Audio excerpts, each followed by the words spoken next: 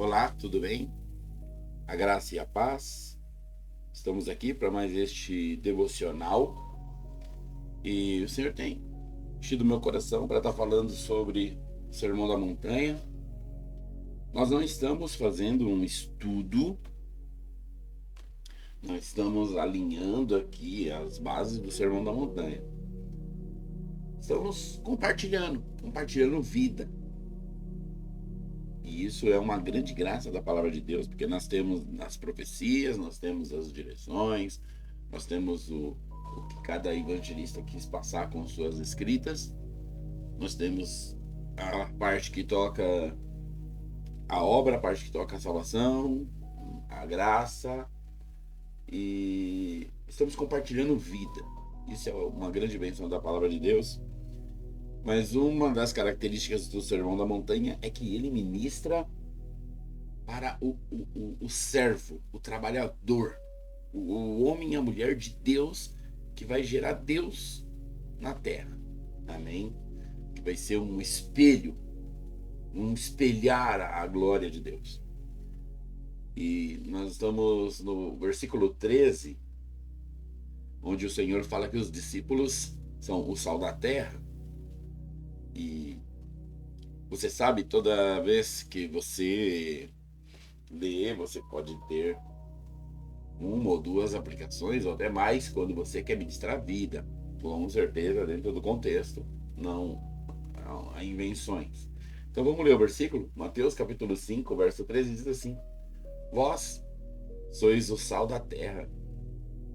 Ora, se o sal vier a ser insípido, como lhe restaurará o sabor? Para nada mais presta, senão para lançado fora, ser pisado pelos homens. Ok. Aqui nós temos essa fala sobre o sal, e dá para falar bastante coisa sobre o sal. Eu quero primeiro falar que no Velho Testamento nós temos aquela cena quando os anjos que salvam a Ló e sua família diz para eles com veemência: não olhe para trás, somente foge. Olha para frente e foge, olha para frente e foge. E aí a Bíblia diz que a mulher de Ló olhou para trás e tornou-se em estátua de sal. Veja, não fique pensando em coisas mágicas. Mas, em primeira instância, a mulher de Ló, ela voltou-se para trás, não desejando perder todas as bênçãos, as riquezas e a glória que ela tinha ali em Sodoma e Gomorra. E quando ela olha para trás e vê tudo sendo destruído pelo fogo, provavelmente aquela cena épica de fogo caindo do céu, né? Alguns falam que era uma erupção de piche, de betume, com coisas de vulcão, etc., que estava chovendo. E ela então fica pasmada com aquela visão extraordinária. Nesse momento, Ló e as filhas não viram que ela olhou para trás, porque eles não podem olhar para trás. Eles estão correndo, e devem estar dizendo: vamos, vamos, vamos, vamos, e correndo. E ela, com aquela visão, paralisou, olhando, e aquilo deve ter mexido com seus olhos, e ela deve ter ficado estática. Aí a gente já não sabe se ela tentou voltar para salvar alguma coisa, a gente não sabe se ela tentou voltar para ver mais de perto aquela coisa mirabolante caindo do céu. Alguma coisa aconteceu, mas o olhar dela para trás não nos importa se ela virou uma estátua, como que era a estátua, do que era a estátua.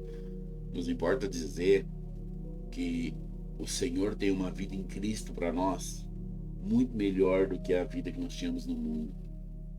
Mas se nós começarmos a olhar para trás e olhar com prazer nas coisas que nós fazíamos antes, nós podemos voltar a ser uma estátua de sal. E o que é uma estátua de sal? O sal, o Senhor está falando aqui, o sal, se ele ficar insípido, se ele perder o sabor, se ele deixar de ser o sal para o seu uso, ele vai ser tirado fora, ele vai ser lançado fora. Hoje nós temos muitos filhos de Deus, muitas filhas de Deus, e se esse for o seu caso, eu quero falar essa palavra para você, que eles são estátuas de sal. Por que eles são de sal? Porque eles são sal da terra, porque eles são discípulos do Senhor, porque eles não perderam a sua essência quando o Senhor os chamou e os salvou. Mas são estátuas, eles não movem para lado nenhum, eles não afundam no mundo, eles não afundam no pecado, mas eles também não aprofundam na igreja, não aprofundam na obra. São crentes que ficaram numa posição parado, apenas falando mal de todo mundo. Não gosta do mundo porque o mundo não presta, mas também não gosta da igreja por causa disso, daquilo e daquilo. Viraram estátua de sal. Não tem mais como ele trazer a sede de Deus para ninguém, porque ele é apenas uma estátua. É de sal. Poderia ser realmente sabor na terra, mas o que ele é? Ele é apenas uma estátua. Ele não move para lado nenhum. Oh, que tristeza! São muitos filhos de Deus que poderiam ser tão poderosos e tão longe, alcançar tanto, e estar nesse estado tão ruim, tão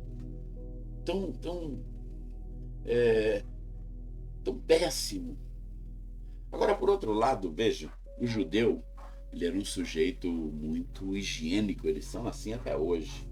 Tanto que você tem uma demanda com Jesus, os discípulos e os fariseus, porque os fariseus ficaram irritadíssimos, porque os discípulos comiam antes de ter lavado as mãos, eles não estavam com as mãos sujas.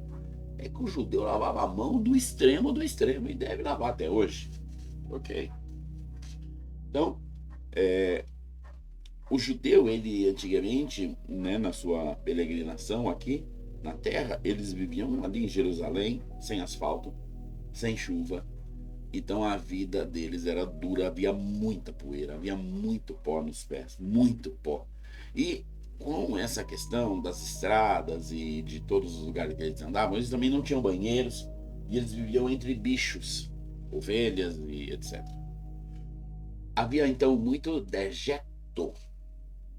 Eles evacuavam, sabe, muitas fezes em muitos lugares, porque era obrigado. Por esse lado, o que o judeu fazia? O judeu, sempre quando ele ia evacuar, né, fazia ali o número 2, para que você possa entender, ele também, para que ninguém por engano pisasse naquilo, ele jogava um punhado de sal em cima.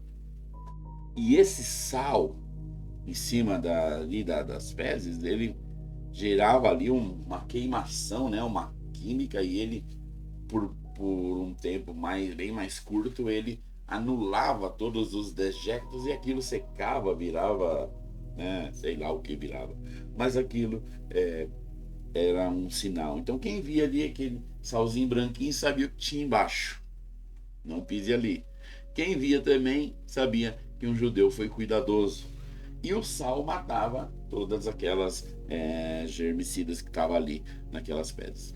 Isso significa o quê? Que a sujeira deste mundo, ela também é anulada pelo sal. Então, ser o sal da terra, no nosso caso, também significa que quando nós estamos podendo falar de Cristo para alguém, podemos orar por alguém, podemos levar alguém para uma casa onde nós fazemos uma reunião de célula, podemos abençoar a vida de alguém, também somos o sal que vai matando os dejectos deste mundo, porque esse mundo é um mundo cheio de dejecto. E aí você tem então uma pessoa totalmente contaminada, mas ali aquele grupo é um sal sobre ela, que vai queimando, que vai matando, que vai liberando, e aquela pessoa acaba vindo para o Senhor. Não é uma grande bênção? O Senhor nos chamou para ser o sal da terra e o sal na terra. Aleluia! Então, que bênção, né? Não sejamos, por um lado, uma estátua de sal, mas, dentre outras questões, quando sermos o sal, também sei que essa questão do sabor, né, da alimentação é maravilhosa, mas essa questão do sal, que é ali colocado nos dejectos, né, para que eles morram, é uma questão maravilhosa, que o Senhor venha realmente usar-nos como sal, para que os vírus deste mundo, na vida das pessoas que estão chegando, novas e até mesmo as velhas, possam estar morrendo e elas venham estar purificadas no nosso Deus. Então, se nesses dias, né, você tem sido uma estátua de sal, ou você tem sido alguém contaminado por este mundo, eu quero orar para que nesta oração você venha a ser liberado, abençoado, purificado. Eu quero orar para que nesta oração você venha a ser um sal poderoso sobre a terra, que a sua célula seja um sal na terra, que a sua vida seja um sal na terra, que a sua consolidação seja um sal na terra, em nome de Jesus. Pai, em nome de Jesus, eu quero, no nome de Jesus, orar e te louvar e declarar poderosamente que a bênção do Senhor venha sobre este filho. E toque seu coração, que essas palavras possam penetrar no seu coração, possam penetrar na sua vida, possam fazer com que ele creia, possam fazer com que ele deseje, possam fazer com que ele almeje poderosamente, gloriosamente, em nome de Jesus. Em nome de Jesus. Abençoa teu filho, abençoa tua filha. Dê a eles, ó Deus, um dia cheio de bênçãos para a glória do Senhor Jesus. Amém? Fica na paz e até amanhã.